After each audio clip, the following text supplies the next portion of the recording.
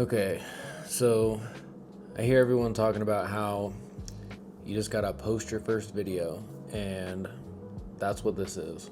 I'm posting my first video on YouTube because I know a lot of you guys don't know anything about my background at this point in time, but I am a current Instagram content creator for primarily the off-road niche community. I do overland, a little bit of rock crawling, just your generic, trail riding, do a lot of camping, and I also do a lot of product promotion, like content for companies that reach out that are in our niche, with like camping gear and Jeep gear specifically. I'm not just a Jeep guy. I like all vehicles. I appreciate them all for, what they are. I love Toyotas. Nothing wrong with a good taco. I love 4Runners. I love all the brands. Jeep, Toyota, Chevy has some really cool, trucks out there. Like I think it's the Bison. There's a lot of cool manufacturers out there that are doing things in the off-road area, and I think it's helping people get into vehicles that are a little bit more capable, that are a little bit more user-friendly for somebody that doesn't have a whole lot of experience, off-roading. Because like for myself or some other people that have been around, off-roading or just adventuring in vehicles that are, lifted and have four-wheel drive and stuff like that, like they might not have been around it since they were young. I've been around adventure seeking people basically my whole life. So a little bit about my background. I'll get back to the content creation in a minute, but I grew up in Georgia and Florida, primarily on the East Coast. Since I was a little kid, all the way until I was around, let's say it was 29 when we moved, or no, I think I was 31. But anyways, so my wife and I decided to relocate from South Florida. We sold our house and we moved to Salt Lake City, Utah. And we were there for about 4 years, and it was amazing. I'll make more videos on some of the past stuff that we've experienced there. And then just recently, over the past 2 months, we relocated to Loveland, Colorado, to the Front Range, if you're familiar with it. So that's like our journey in a nutshell. But some of the details in there I want to try to break those down. When I was in Florida, I had a Mustang. I've always been big into cars. Never really was like a big truck guy. I love trucks. I just didn't have any. Didn't really work on them or anything like that. But I sold my Mustang for a Jeep Gladiator. I had a Jeep Gladiator for about a year, and it's not that I don't like Jeep Gladiators. I think they're awesome. Me personally, I just really like the Wrangler build or like platform. I've seen a lot of Wranglers that were built in a way that just made a lot of logical sense as far as like their wheelbase. I like the fact that they have like the back end that's covered. I got a lot of utilitarian stuff done with my Gladiator. I'm not gonna lie. I was able to tow a little bit more. I was able to put like random stuff in the back of the truck. Didn't have to worry about it affecting the interior of my like cabin, because it was outside of the truck, or outside of the cabin. But I don't know. Originally, I traded the Gladiator for a 2018 Wrangler Rubicon. It had a lift on it, and 37s with like 20-inch rims. It looked more like a mall crawler setup. And there's nothing. I don't have anything against mall crawlers. Everyone's got their place. But I didn't even know much about how it was set up when I first got it. I just thought it looked really good, and I liked the color of it, and I thought that my utilitarian side would really appreciate it, coming from like mostly sports car backgrounds, or my background's primarily been sports cars. I had like 3 different Mustangs and a Honda Civic, and my first car was actually a Volkswagen Beetle, but not by choice. It was the only car that my family had, so that not the only car they had, but the only car that was available for me to use when I first, got my license and stuff, which was funny because it was a 5-speed, and I can make a whole video on just that. But essentially, I sold the Mustang, got the Gladiator, realized that I kind of liked the Wrangler a little bit more, and my wife had actually just got a Willys Wrangler, and being in hers kind of made me want one even more.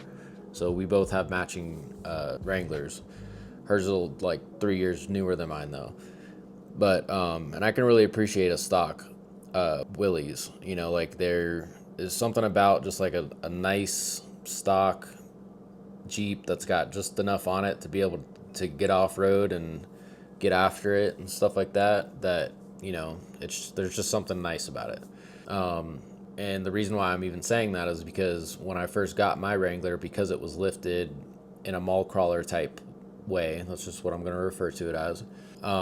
They're, notorious death wobble. The suspension and everything was not necessarily done the way that, I understand how all the geometry and all that stuff works now.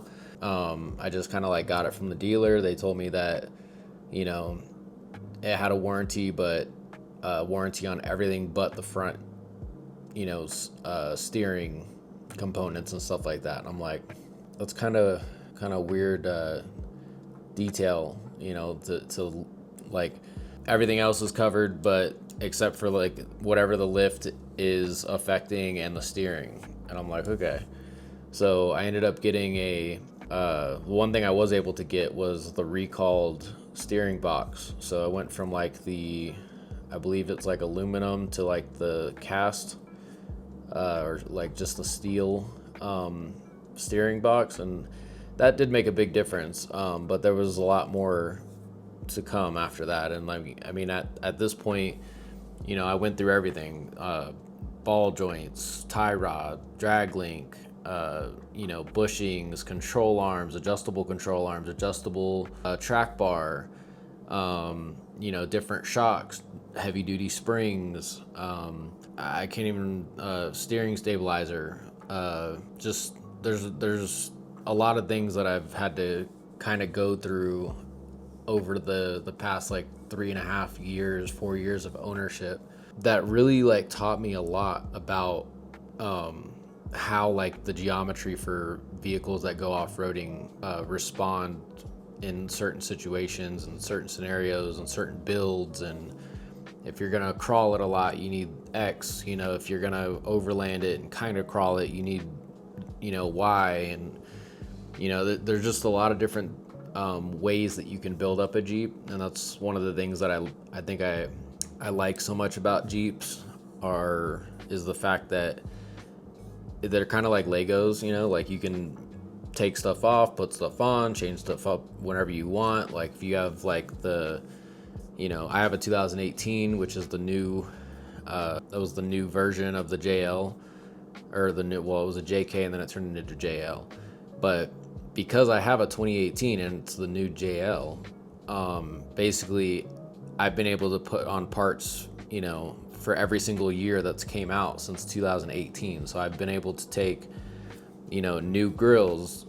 Just recently, I've been able to, take pieces off that might be fading or just getting older and just swap it out with another part for like pretty cheap too, because it's like people take off a lot of this stuff to put on aftermarket parts, and they sell the takeoff, the original equipment stuff for like super cheap on like Marketplace and stuff. So so I'm one thing you'll notice about my Jeep is that I like to try to keep it looking like, yes, there's a lot of different modifications that have been done to it, but also there's a bit of like mindfulness to how I've tried to situate things on my Jeep, because I love the way the JLs look, and I don't want to take away the main foundation that Jeep rolled out with the Jeep JLU, or the Rubicons, or the 2 doors, 4 doors. I just like the front like the front of it. I like the way the front has always looked. I think it looks very, it's a very like confident looking front end that they kind of took away. Like the JK, in my opinion, like I like JKs. I think they look really, really cool when they're built up and stuff like that. But like something about the front of them doesn't always like set well with me. I feel like their grill stock and everything's just like it needs some stuff done to it to make it look the way that I want it to look.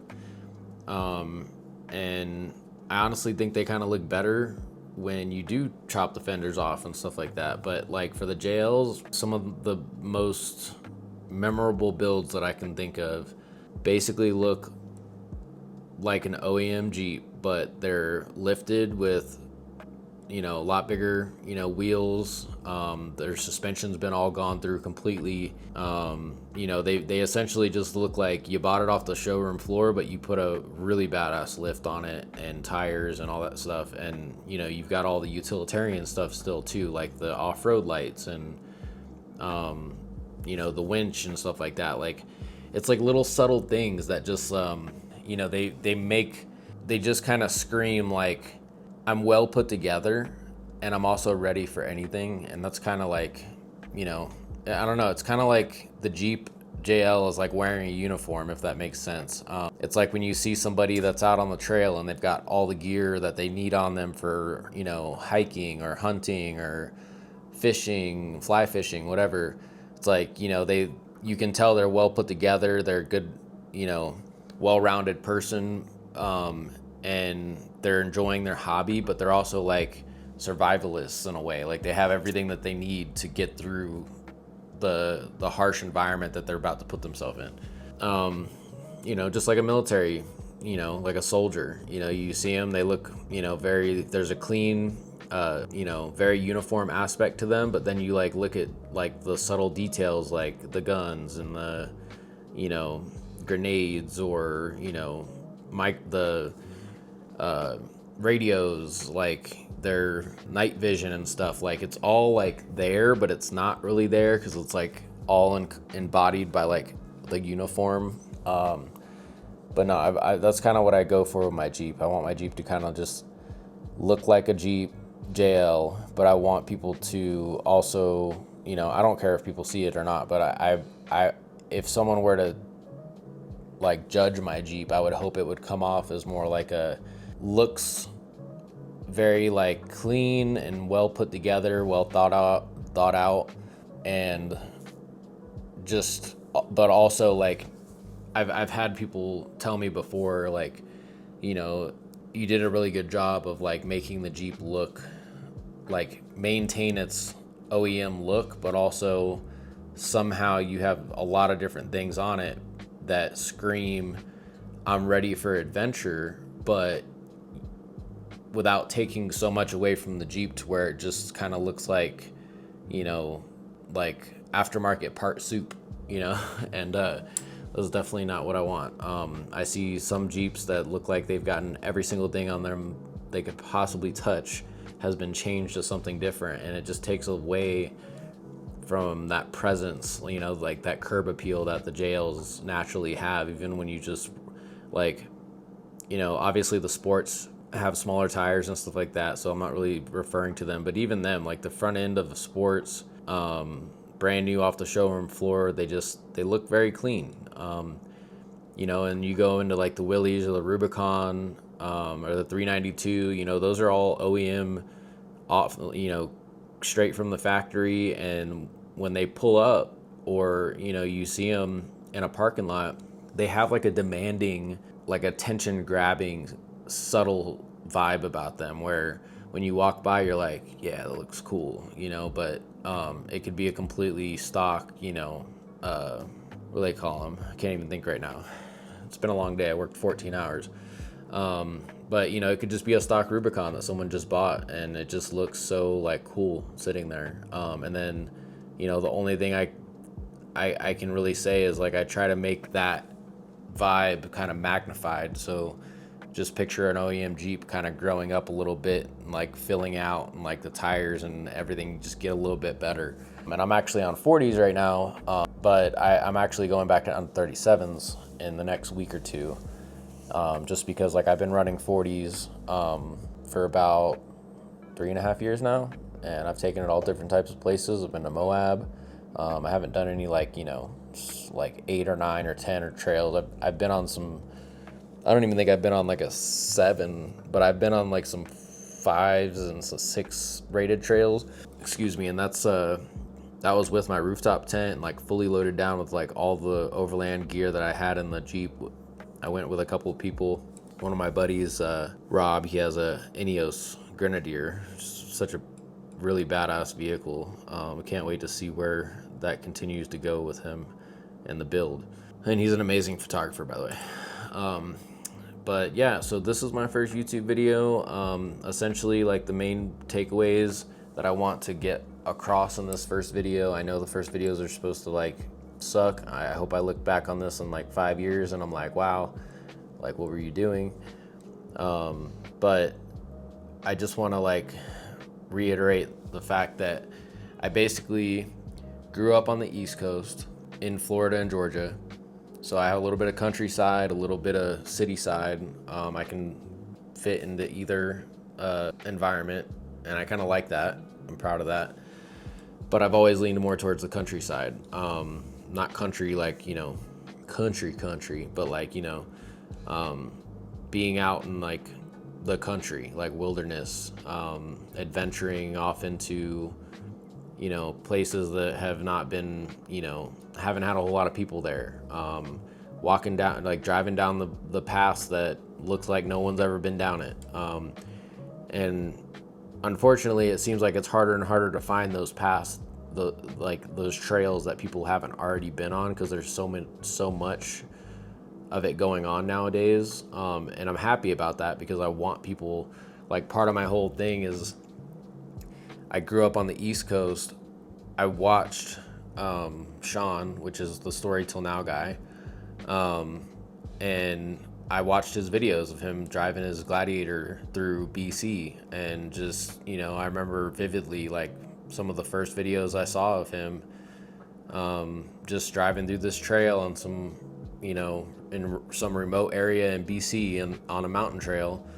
And, you know, he was pulling chainsaws out and cutting down trees and moving them out of the way, and just like making his way down a trail that hadn't been explored in a long time. And I was just like, that's just so, like, if I could just live comfortably and like be able to do that more, that would be my absolute dream. And I'm very passionate about living your life on your own terms.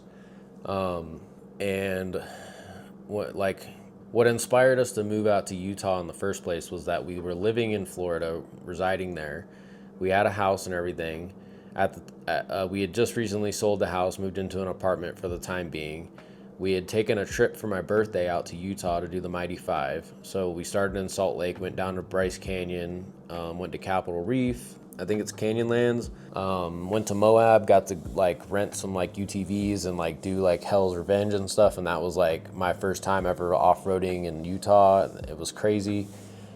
And, but you know, it wasn't the off-road vehicle. It wasn't, the state does have a lot to do with the inspiration, you know, like the feeling of adventure. But it was like coming out to Utah and seeing somewhere completely opposite of what I grew up around my whole life on the East Coast. It was just the adventure aspect. Like we were in somewhere that we'd never been before, and we were doing these like really fun, you know, to some people crazy things.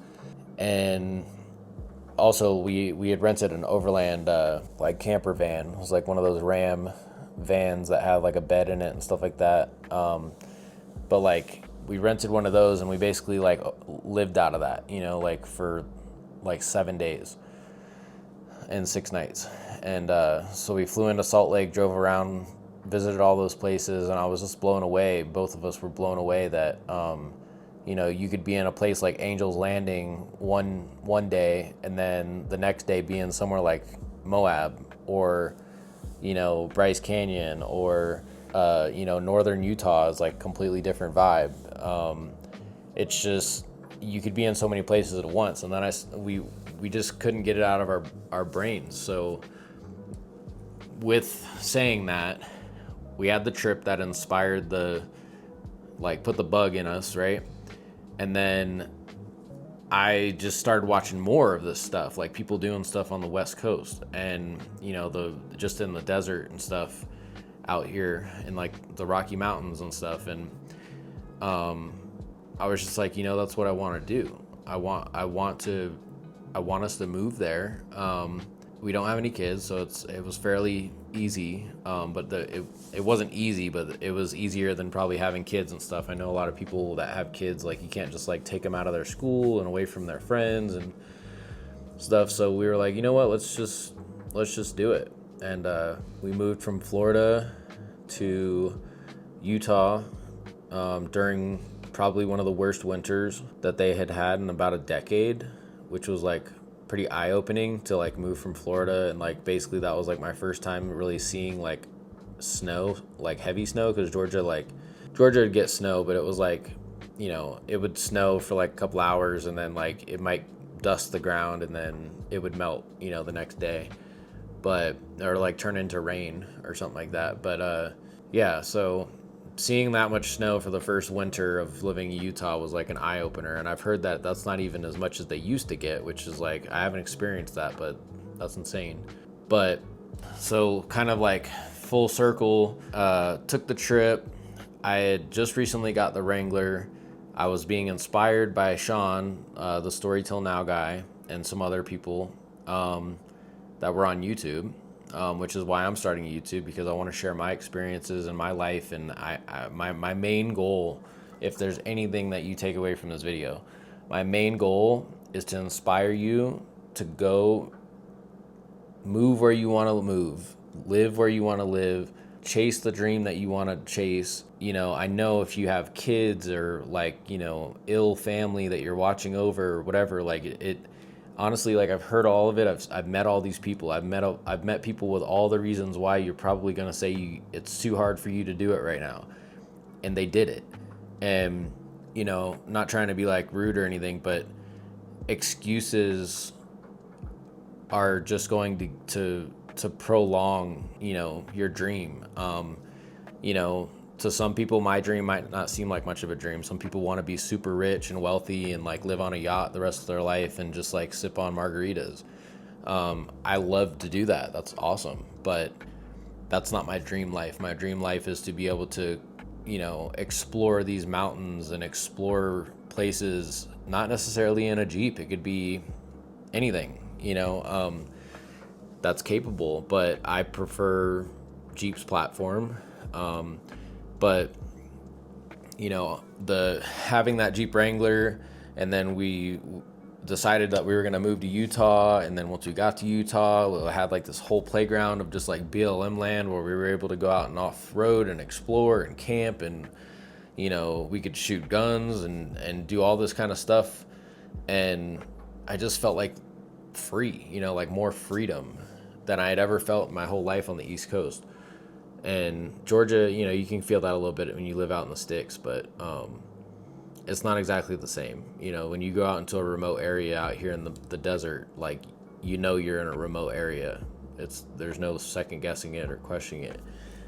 And you'd be lucky if anyone even knew you got hurt out there. That's why when people take their trips out here and they're very unfamiliar and they do these crazy things that they see other people doing and they're inexperienced or just like don't have the knowledge to back that adventure they're about to take, they get in unfortunate situations. And if they didn't like tell anyone where they were going, or like just leave, like they don't know to like do little things like make your voicemail like the location that you went to or something, so that when people call you, at least they know that like you're actually on a trip, and if they haven't heard from you in a certain amount of time, to please call for help. Or there's just a bunch of little things, but you can really get lost out in remote areas and hurt, and it's not easy to get,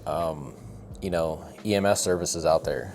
A lot of places that are super remote depend on life flights, which are, if you don't know, they're basically helicopters. A lot of people out here that have any amount of off-roading or adventure experience that have lived out here in the mountains know to keep like Garmin, GPS or something that has like an SOS button, or, to leave messages with their friends or send messages to their friends so that they know that they're going on a trip. And if they don't hear back from them in 24 hours, to call EMS or search and rescue, or there's a lot of little things. Like, I like the voicemail idea, because if your phone dies and people are trying to get a hold of you and it goes to their voicemail, your voicemail literally can still speak for you, even though you can't speak to them, and that can help.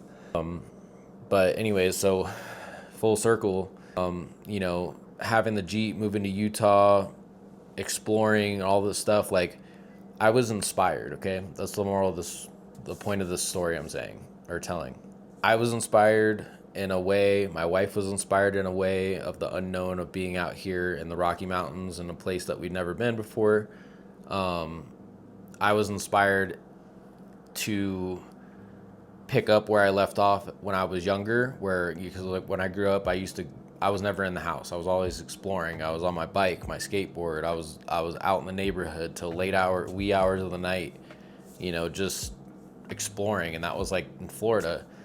In Georgia, we would hang out in the woods, make bonfires, go hunting, for rabbit. It was just like go trail riding on four-wheelers or dirt bikes. So, I don't want to say I was like living like my childhood dream, but in a way, I feel like if I was really asked the right question when I was young, I probably would have came to the conclusion of like, if I was asked like, what do you want to do when you grow up? And it would be like more of this, like more adventuring. So my main purpose with this channel is to talk about pretty much anything and everything, anything from like tech to, adventures that I go on, things that might help you off-roading or camping, or just general life advice. But I think, like, as a whole, I just want it to, if I reach one person and it helps inspire them to like change their path in life and start heading down the trail, pun intended, towards their dream, and hopefully they can bring their spouse with them and their spouse is supportive of it and stuff like that. I know there's a lot of trials and tribulations, but at the end of the day, like, is it really worth it if you're not happy? I think is the question you got to ask yourself. And if you ask yourself if you're happy with the life that you're trying to pursue, or the one that you're living actively, I don't care if you're super rich right now and you're sitting on a yacht and you're bougie and you got, Cartier bracelets and stuff all over you, or you got, Rolex, a nice Rollie, and you have a Porsche 911 GT3 RS sitting back at the dock waiting for you. I mean, that's great. Those things are all great. But are you living the life that you want to live? Because if the answer is no, or even questionable, that's something that I highly, highly recommend that you ask yourself and you figure it out. Because ever since we moved out here, I'm a full-time truck driver. I transport hazardous waste. But I also put in about, not as much now as I did, but I put in at least, 20 to 30 hours a week just in Instagram content. So, installing parts, doing small reviews. I'm gonna be doing bigger ones on YouTube shortly, or here soon. I'm also going to SEMA for the second year in a row. My Jeep's gonna be in SEMA in the West Hall. I've been to SEMA 3 times in the past 3 years. I moved to Utah 4 years ago, and I started Instagram content creation about 3.5 years ago. So in about 3 years, I've went from basically taking some photos that, and mind you, I have no photography background at all. I just have what I've told, kind of like an eye for it. And that's great. But I also know that that's not everyone's thing. they have to like study composition and like look up a lot of different things in order to get certain shots, like the rule of thirds, like little like basic things that I never even knew, but I just know like certain pictures need to look a certain way, for me. And I've gotten a lot of compliments, and I hope you know, go check out my page over there and, you know, see what I'm talking about. But you'll see my Jeep on here too. But I guess just with saying all that, the SEMA thing and the photography aspect of everything, like, I'm drawing a blank right now. Sorry. But I work full time. I put at least 20 to 30 hours into content creation every week, on top of a at least 60-hour week at work. Sometimes it's 65, 70-hour work week, and then I use my whole weekend to go gather content, or if I'm not gathering content, I'm editing photos or videos, or making reels or posts, or emailing back and forth. Like right now, I've worked a 16-hour day, got back to the hotel, and I'm literally like in the hotel room right now, and this is just how I'm built. I don't really get tired the same way as I feel like some of my acquaintances that I've met or friends. I think about it all the time, because to me, this isn't about like starting a YouTube channel to just chase like the dollar bill. For me, it's to help me get myself positioned in life and like more aligned with what I want my life to look like. But I've also learned over the past 3 years with all the content creation that I've done on Instagram, that I've had a lot of people reach out to me saying that I've inspired them to do XYZ, you know, all these different things. You know, your Jeep is like my dream build, or, you know, just like all these things that have been so, I'm so grateful for them, because it's not necessarily what I set out to do. It's something that found me and made me realize that it's not necessarily about the Jeep or the adventure or the equipment that I use, or like the path that led me to where I am right now. It's about showing people out there that may be interested in the same journey that I took, or maybe they're on it right now. Maybe they need some, you know, advice, or like a new set of ears for their issue that I've already kind of been through or went through. I've went to multiple expos. I've ran the booths by myself. I love to talk. You'll probably tell in this video, I talk pretty much about anything that pops up in my head. So if it comes to mind, sometimes I go off on a tangent and I try to circle back to the original point.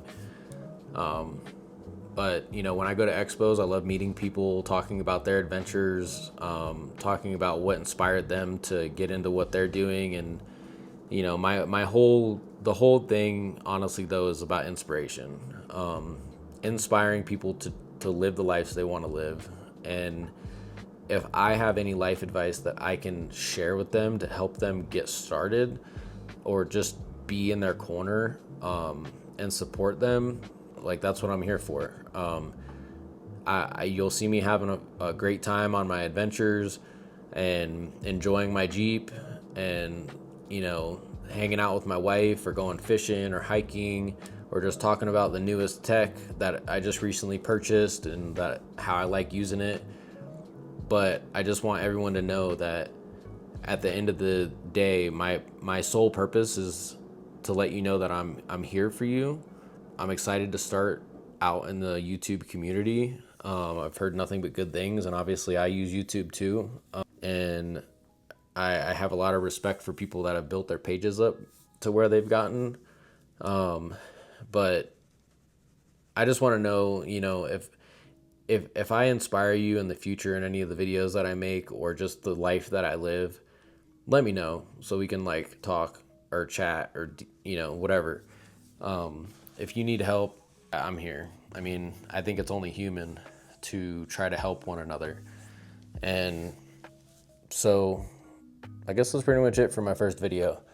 So remember, in like 3, 4, 5 years from now, if no matter where I am, who knows, you know, I've got 3 years under my belt on Instagram doing a bunch of content creation. I've only grown from the first year from basically taking like very, very, very basic photos and just slapping a filter on them to learning how to like getting the masking and, you know, just a lot of different things I've just learned from trial and error. And the first 2 years I was putting at least 35 to 48 hours into content gathering and creation, just to get to where I got.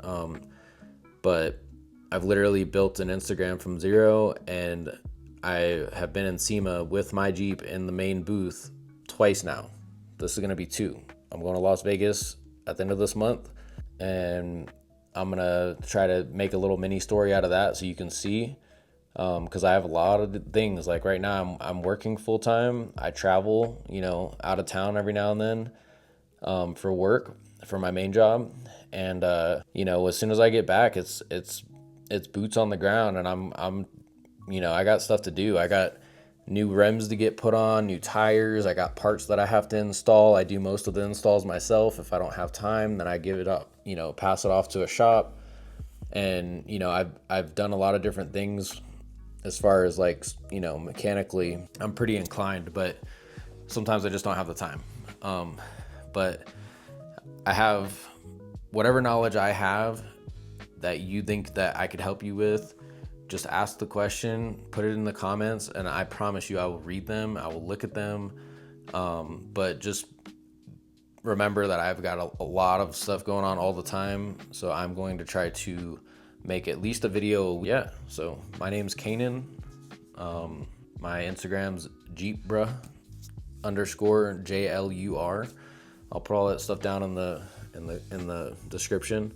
But this isn't to promote my Instagram page. It's just to let you know, like, I am very fresh to YouTube, but I have been doing content creation for about 3 years now, and I've been making some wake in the niche, in the community, and it's all been positive vibes. So I'm gonna make a video too about if you're gonna start down the content creation path, what your goals are, why you're doing it, what to look out for, and what not to do, like the do's and don'ts and stuff like that. Because like once you get into a niche, there's just certain things that you do and you don't do, and if you do them, it might paint you in a bad light, or put you in a bad light. But I have all those things. I have all those tips to getting, like, talking to sponsors, trying to get brand deals, paid brand deals, posts, all that stuff. I have all that stuff going right now, and a full-time job. So I'm letting you know, I'm working a 70-hour job a week, 60, 70 hours a week. I'm pretty much a blue-collar worker. I am a blue-collar worker. And I can still manage to squeeze in content creation. It is not easy. It's not for everyone, but I could probably even figure out how to teach you how to squeeze it in to make it count the most.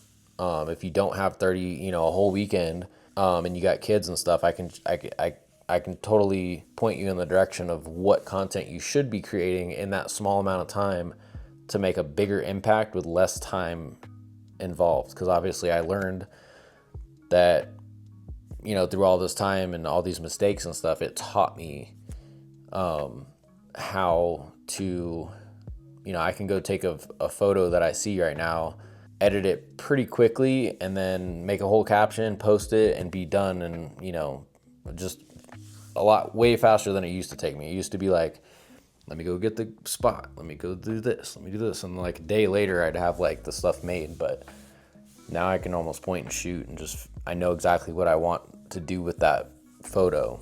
When I see it, I know the vibe I want, and I'm intentional about what that picture, what that vibe felt to me in the moment. At least I try to capture that.